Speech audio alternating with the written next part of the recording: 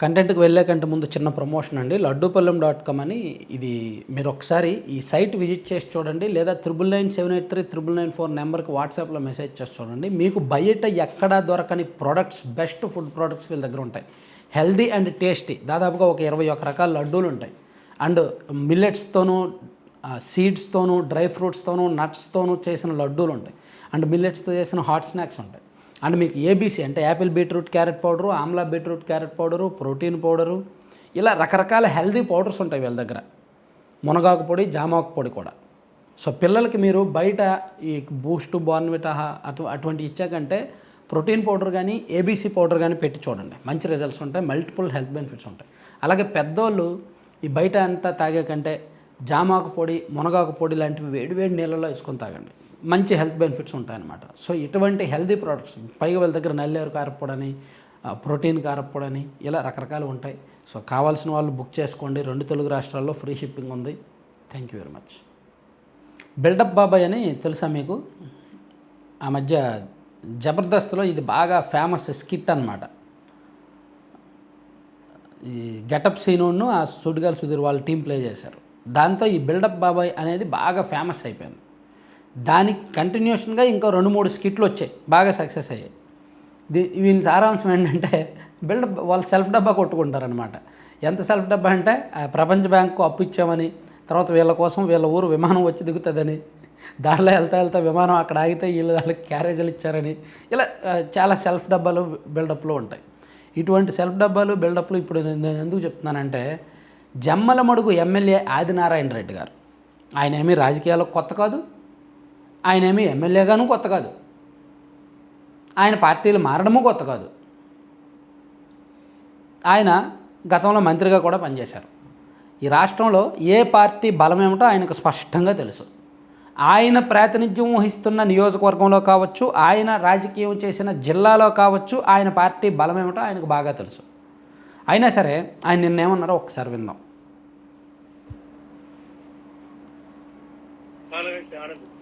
అన్న ఎట్లుంది అని ప్రభుత్వం పైన పాలన అని. నేను గజ్జల మల్లారెడ్డి గారు ఇప్పుడు 83 అధికార పార్టీ ఎన్టీ రామారావు గారు ఉన్నప్పుడు ఎట్లుంది అంటే ఆయన చెప్పినాడు బాగా కమ్మగా ఉంది అని.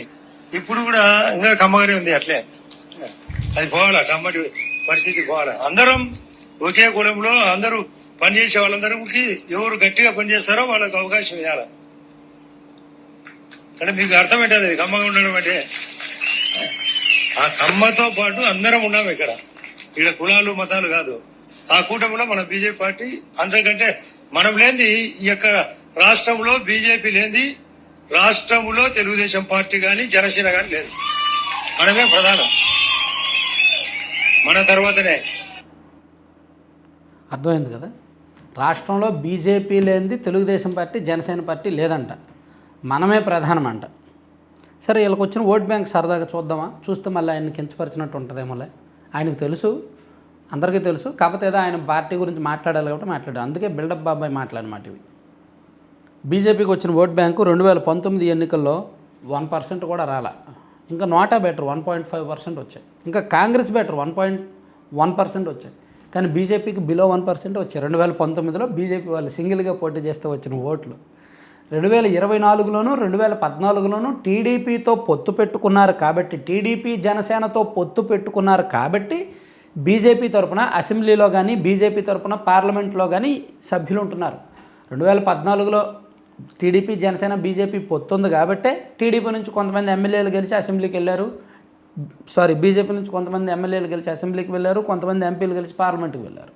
2024లో కూడా టీడీపీ బీజేపీ జనసేన పొత్తు ఉంది కాబట్టే బీజేపీ సింబల్తో 8 మంది ఎమ్మెల్యేలు గెలిచి అసెంబ్లీకి వెళ్ళారు, 3 ఎంపీలు గెలిచి పార్లమెంట్కి వెళ్ళారు. పొత్తు లేకపోతే వీళ్ళకన్నా వచ్చే ఓట్లేనండి. ఇదే ఆదినారాయణ రెడ్డి గారు పొత్తు లేకుండా గెలిచారు గతంలో బీజేపీ నుంచి పోటీ చేసి. అసలు బీజేపీ వాళ్ళకి ఎక్కడైనా చాలా చోట్ల డిపాజిట్లు రావు. అసలు అభ్యర్థులనే 175కి 175 చోట్ల నిలబెట్టలేరు. అంటే ఉండొచ్చు, కేంద్రంలో అధికారంలో ఉన్న పార్టీ కాబట్టి, నరేంద్ర మోదీ గారి మేనియా ఉంది కాబట్టి, వరుసగా కేంద్రంలో గెలుస్తూ వస్తున్నారు కాబట్టి, కొత్త రాష్ట్రాల్లో కూడా పాగా వేసుకుంటున్నారు కాబట్టి ఉండొచ్చు. ఆ అహంకారము, ఆ బలము, అదంతా ఉండొచ్చు కాక. కానీ ఇక్కడ పొత్తు లేకుండా అసలు గెలిచే సీనే లేదు. కానీ మన తర్వాతే వీళ్ళు, మనం లేకపోతే వీళ్ళు లేరు అనే మాటలు అనవసరం అన్నమాట. ఇట్లాంటివే పొత్తు మధ్య చీలిక తీసుకొస్తాయి. అందులోకి ఇదేదో ఫస్ట్ టైం గెలిచిన కొత్త ఎమ్మెల్యేనో లేదంటే ఎమ్మెల్యే కాని వ్యక్తి ఎవరో మాట్లాడితే పట్టించుకోం. ఆయన సీనియర్ పొలిటీషియను, గతంలో వైసీపీలో పనిచేశారు, టీడీపీలో మంత్రిగా పనిచేశారు, అండ్ బీజేపీలో పోటీ చేసి ఓడిపోయారు, మళ్ళీ ఇప్పుడు ఎమ్మెల్యేగా ఉన్నారు. అన్నీ తెలిసి గ్రౌండ్లో ఎవరి బలం ఏంటో తెలిసి ఆయన అలా మాట్లాడడం ఏ కోవకు వస్తుంది? సో ఇటువంటి వాళ్ళ మాటలు మనం యాక్చువల్లీ వదిలేసినా పర్లేదు, పెద్ద పట్టించుకోకర్లేదు. కానీ ఈ మాటల్ని రేపొద్దున్న ఎవరో ఒక ఎమ్మెల్యే దీని మీద రెస్పాండ్ అయ్యి దీనికి కౌంటర్ ఇస్తే ఏంటి పరిస్థితి? ఇదిగోండి 2019 ఎన్నికల్లో బీజేపీకి 0.96% ఓట్లు, కాంగ్రెస్ పార్టీకి 1.29% ఓట్లు, నోటాకి 1.48. ఇదే బీజేపీకి 2014లో 6% ఓట్లు వచ్చాయి. దానికి కారణం జనసేనతో పొత్తు ఉంది కాబట్టి, టీడీపీ జనసేనతో పొత్తు ఉంది కాబట్టి. సో అందుకే బిల్డప్ బాబాయ్ మాటలు, ఈ రాజకీయాల్లో పొత్తులో అలయన్స్లో ఉన్నప్పుడు బిల్డప్ బాబాయ్ మాట్లాడుకుంటూ ఉంటే సరిపోతుంది.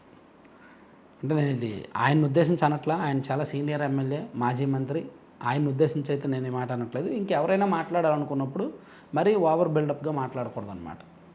Thank you.